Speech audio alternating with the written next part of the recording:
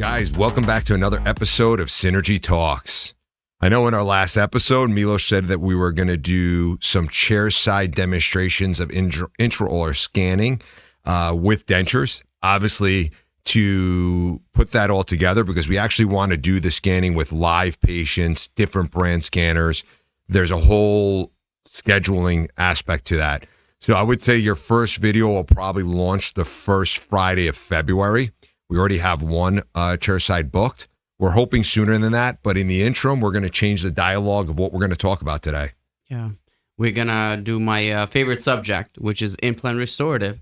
And actually today, not to dive into too much detail on implants, because implants can get pretty complicated, we're actually going to talk about the big question, which is the difference between OEM, original equipment manufacturer, and third-party solutions that are available in the market. So we should lay it out in a way that, let's look at the history, how it all started, and then kind of see how it all evolved over the years, and what are our options today, why we picked what we picked. Absolutely. And then we'll go into depth as well, too, not only about the aspect of the third party versus OEM and all that great stuff, but we'll also talk a little bit about the difference of how it started with analog and scanning now, and the ease of utilizing a scan body and the different scan bodies and all that great stuff. Milos, your career initiated at some point, right? In the implant world specifically. Why don't we talk a little bit about that, and then maybe go into that particular company, and we could kind of branch over that. So before I worked for Nobel Biocare, which we're going to touch on later, we did things in implant restorative. We did everything very manually. And so before we used scan bodies, before we had all that ecosystem developed, we used UCLA cast to abutments or waxed or plastic pre-made patterns. And so what we would do is we would pour a traditional analog impression, implant level impression. Then we would put those patterns, screw it in the analog, and then we would wax a full contour tooth or a cutback tooth around it or a framework. Then we will invest it. Then if it burns out, then we will cast it out of mostly semi-precious metal, sometimes high nobel. And then we would devest it, sandblast it, polish it, and then layer porcelain on top of it. Doing implants was also very costly because It was a very laborious process. And you also dealt with these like very expensive components. UCLA cast to abutments had a certain percentage of gold in them too. And so buying those was also very expensive. You paid upwards sometimes of $150. If not more, for UCLA cast to abutments. And then to find skilled technicians that know how to, wax it and cast it and finish it, that was an overhead that was very significant. So cost. when digital technology first came out, right, on the practitioner side and the lab side of it, I think in the initial part of it, there was a big misconception that the old way was better quality, because it was so, and it's crazy, right? When you really think about now that we know all the steps, right, and the variables of what could go wrong, and the error in the human touch compared to what we do today. It's almost alarming to me. Like I've said many times, that anybody's still taking a conventional impression in the mouth, specifically when they're doing crown and bridge restorative. Yeah. We know on the removable side of it, the technique is still a little bit sensitive, and there is a training or a learning curve to that.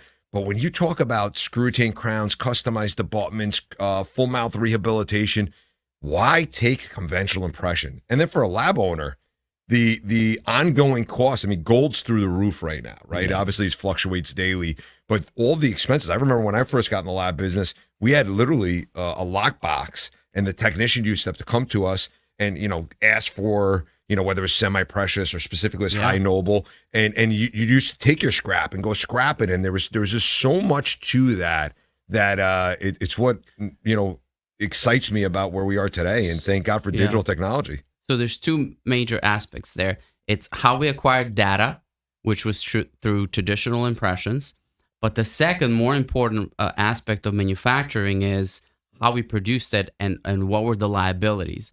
The liabilities of using metal are the following. You have porosities. If you don't heat up the metal well enough, or you overheat it, you're going to end up with porosities in your material, number one. Number two, you're going to end up with impurities. Depending on what kind of burrs you use to polish your metal, treat your metal, you're going to end up with those impurities that will show up and find their way through the porcelain, which will cause cracking. And then ultimately, soldering. A lot of metal frameworks that we used to do in implant restorative have to be soldered because once you cast metal, it shrinks. There's a little shrinkage. So it's virtually impossible for you to get a full arch of metal and cast it with it perfectly fitting. 100%. It's just impossible. And so what we used to do, we used to section it, we used to solder it, and then knowing how to treat that solder. There was always some porosity involved in a solder, and maybe a few years down the road, it would just snap. So the manufacturing portion of it was chaos. Oh, crazy. The data acquisition was not chaos, it was just very complicated. Well, and also reoccurring cost, right? Because you have to send...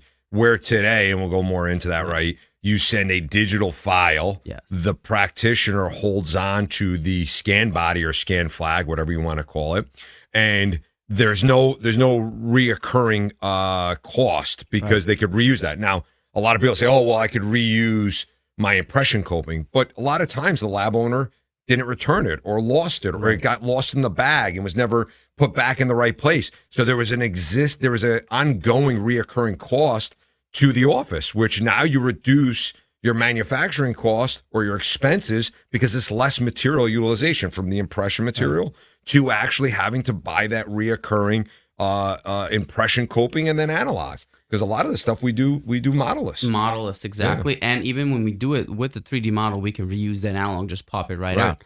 And then, so that happened. And then the companies introduced Nobel Biocare. It was actually one of the first ones.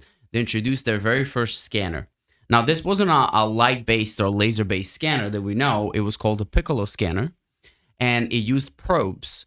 So there were no scan bodies still. What we would do is we would still wax up our abutment, place it on a Piccolo scanner, and I'm going to put a little graphics at the bottom of the screen you guys can see. And then the Piccolo, as the abutment would rotate, the wax abutment, the Piccolo scanner would trace it, and that shape will be sent to a manufacturer that would somewhat make out what that abutment is supposed to look like and then send it to you in titanium. So now think about the next crazy part about it.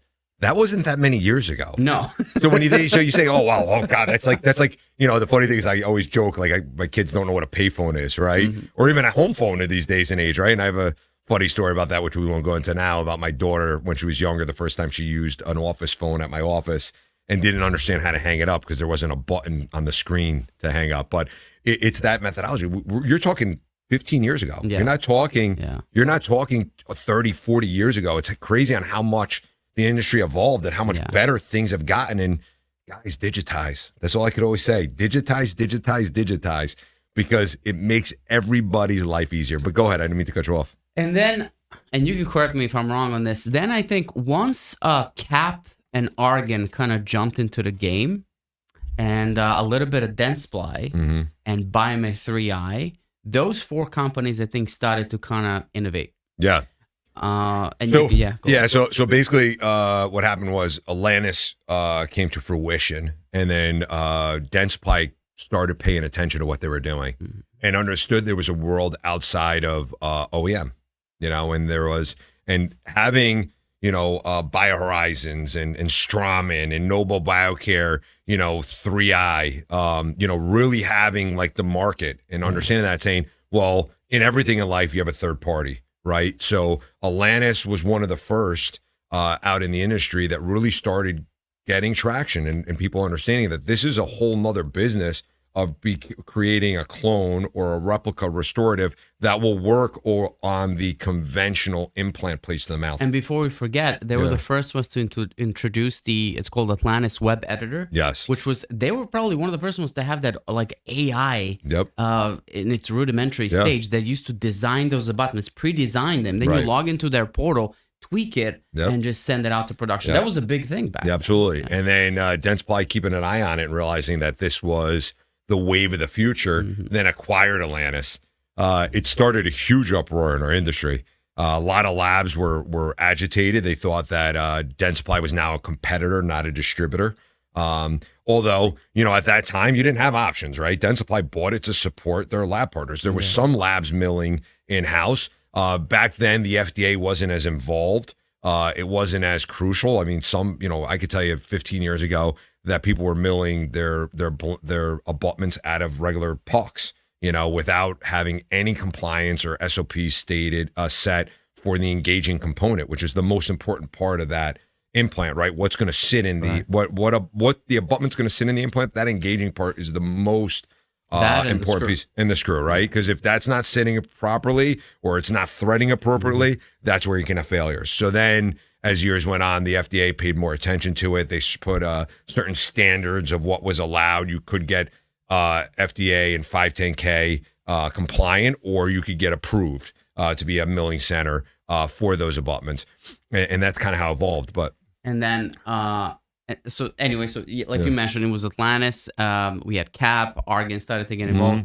But what that did to the industry is actually opened up a huge can of worms when it comes to proprietorship and scan bodies and what system can work with what manufacturing for what purpose. Right. And then we ended up in this very messy landscape that was very hard to navigate for people to understand who are just jumping into it. Well, because what happened was the main manufacturers started losing market share, right, to the third party. So the main thing, the reps would go out, would put fear in the dentist or the surgeon's mind. Oh, if it's not our OEM part, we won't warranty the product. As long as that part is 510K FDA approved, they have to warranty the product. And they do. They absolutely do.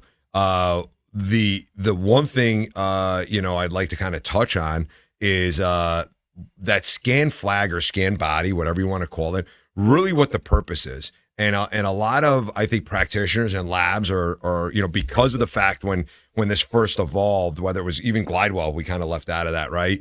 When they all had their proprietary scan flag or scan body, people thought, oh, if I need the scan body from Nobel, or I have this scan body. A scan body, and correct me if I'm wrong, Milos, is really only giving us it has certain specific points on it, so then we can get orientation and depth of that implant. Yeah, so the height of the implant, right? The level of the implant and the orientation. Right.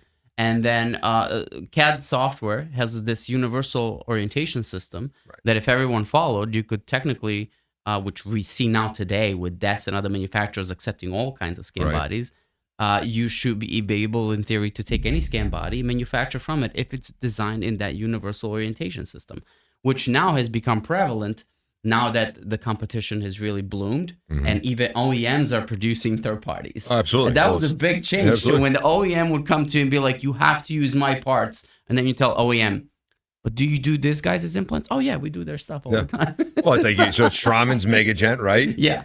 And then 3i has... So Straumann has Medentica. Medentica, that's it. Megagent has Medentica.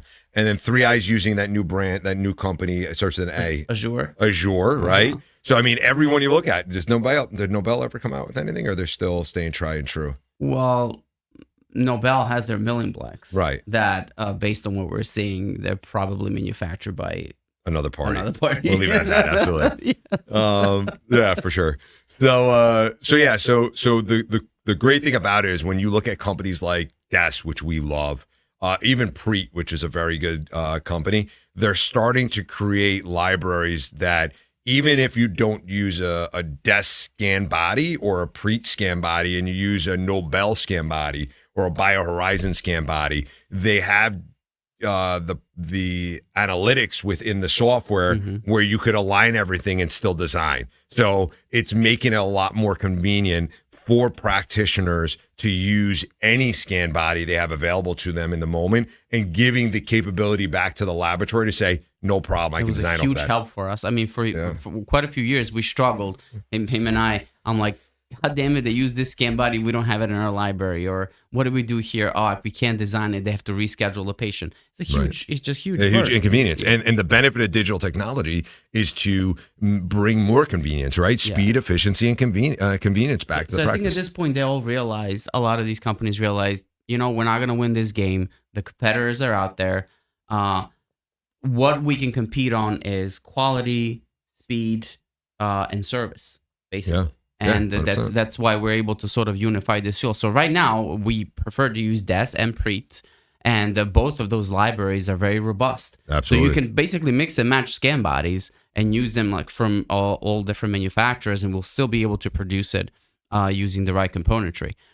So on the technology side of it, because you touched base a little bit about the analog side, why don't we just talk to the viewers about what does it look like now when they use a scan body?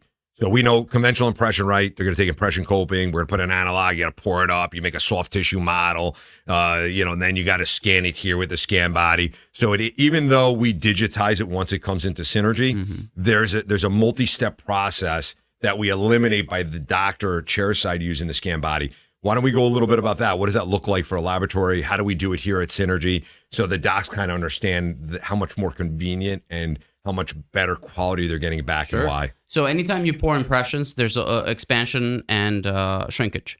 So if you deal with implant dentistry, it's really important for you to have a high precision. The tolerances are very small. And what do I mean by that is a natural tooth has a ligament that allows, it basically acts as a cushion. So when you chew, your teeth move a little bit. When you place an implant, the implant is screwed directly into the bone. There is zero movement. So if you're off just by a fraction of a millimeter, it can cause issues with occlusion, with contacts, all sorts of issues. And so this is the number one benefit of doing it digitally, is that we take the stone out of the equation, right? So that's number one. Two is just convenience. Instead of making up a whole tray, whether you do it open tray or closed tray, you're basically taking a scan body, removing the healing cap, placing the scan body where the healing cap is and where the implant is now, and scanning it, upper and lower, and send it back to us. And that's it. The patients are a lot more accepting of that procedure. And in terms of accuracy, it is a lot more accurate because also we don't have to deal with shipping, so it's a lot faster. And so what we do on our end is we take that data, we convert the scan body position into an implant position, and then we can design custom abutment and a crown, just a custom abutment, a screwmentable, a screw retain crown on a tie base, any of those restorations. In probably 90+% of the cases, we don't even print the model to verify. We just do it modelless. 100%. Because over the years, we've fine-tuned our design protocols so that we have a lot of predictability, and we kind of know already how things are supposed to fit. And basically, we just mill, let's say, the zirconia crown and a tie base, put it together, and it's off to the races. Yeah. And the cementation process is obviously done in the lab, which means the clinician doesn't have to clean up all that cement in the patient's mouth, which we know from data that all that leftover cement can create plaque, and it can cause the failure or potential issues with some of those implants that are there. And then the last portion is when we do it digitally like this, we have other goodies such as angulated screw channel. Angulated screw channel allows us to, what was previously done as when you needed an abutment to correct the angulation and then make a regular crown over it. Now we have angulated screw channel, which allows us to move the screw channel 25 degrees in any direction, so that, let's say for an anterior case, you can still end up with a screw retain crown, even though the implant placement might be a little bit more labially protrusive. So we can still design a single piece on a tie base, zirconia crown, with a 25-degree screw channel for which we will provide an angle driver. So a lot of benefits. Absolutely. Of doing it this way. And the key thing is, so there's two different ways when a milling center today produces a customized abutment, or the two main ways they do it. They either mill it off of a rod system, which at that point, it's literally what it sounds like. It is a rod that they're not only milling the customized abutment portion of it, but they're also milling the engaging portion of it. Yeah, the interface. So that's obviously the most profitable for a laboratory. And then there's the secondary way, is the way we do it. We allow the interface to be milled by a mass production center like DES or PREET. And then we just mill the abutment portion of it. So therefore, we have the double quality control efforts of it went through their 510K, FDA, ISO approved center. They're validating that engaging part is 100% to manufacturer spec. and then we mill just the abutment portion of that, and then we do all our same checkpoints to reassure that you're getting the best quality product for the best fit, the best aesthetics, and it's getting milled out of titanium. So we're not casting anything. We don't have to worry about porosity issues. We don't have to worry about miscasting, undercasting. And then again, because we digitize our process, just like everything at Synergy 3D that is digitized minus PFMs and metal frameworks, you're getting it back in 5 days or less. Yeah. So back in the office, I mean, think about the convenience for the patient again. They're getting their implant restorative quicker, faster, more efficient. So I would say when the issue comes up of whether OEM is better than third party, it depends. There are so many third parties. That's another thing we have to mention. Right. Yes, we love Des and Preet. Excuse me. But it's a Wild West out there. 100%. As they rose to power, and I get to say Wild West. Yeah, now. you do. You can say it anytime you Long want. story. We'll go back to that another time. Other time. Yeah. There are so many other companies, European, Asian, South African companies, who came to the market and they just flooded it with third-party solutions. Yeah.